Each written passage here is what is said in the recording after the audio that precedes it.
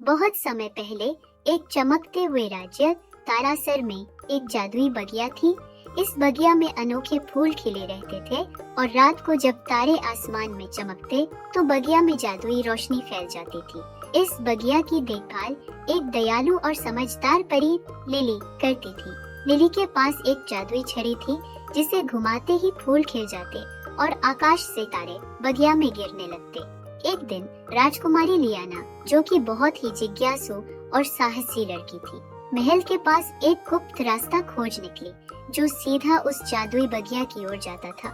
उसने अपने पिता राजा इस बगिया के बारे में कहानियां सुनी थी, पर उन्होंने उसे बताया था कि वहां जाना अभी उसके लिए सुरक्षित नहीं था। लेकिन लियाना के मन में उस बगिया को देखने की इच्छा थी और वह धीरे धीरे बगिया में प्रवेश कर गई।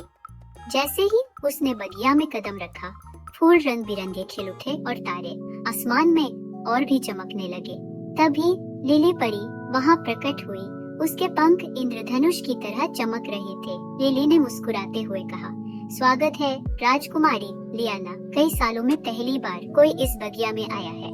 लियाना ने हैरान होकर कहा, यह तो मेरे सपनों से भी ज्यादा सुंदर है। लिली ने उसे बताया कि इस बगिया की शक्ति बच्चों के सपनों और इच्छाओं से आती है। फिर लिली ने एक गुप्त बात बताई। इस बगिया के बीचों बीच एक इच्छा का फूल है जो केवल 100 साल में एक बार खिलता है। आज रात वह खिला है और अगर तुम इसके सामने एक सच्ची इच्छा मांगोगी तो वह पूरी हो जाएगी।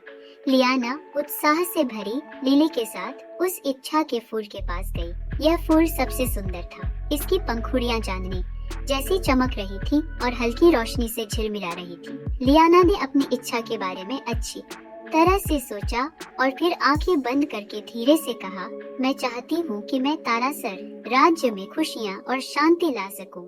जैसे ही उसने अपनी इच्छा मांगी, फूल और भी तेज चमकने लगा और एक जादू का प्रकाश उसके चारों ओर फैल गया।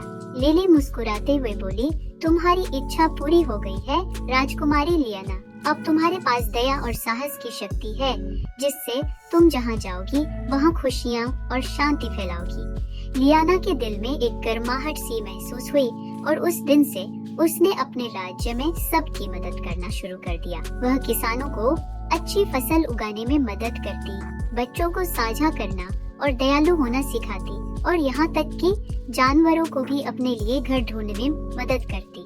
जल्द ही तारासर राज्य पूरे संसार में सबसे खुशहाल राज्य के रूप में जाना जाने लगा और यह सब हुआ एक राजकुमारी की इच्छा के कारण।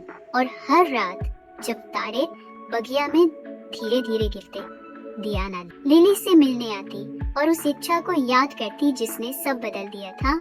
यही है ताराओं की बगिया की कहानी, एक दयालुता, साहस और इच्छाओं के जादू की कहानी।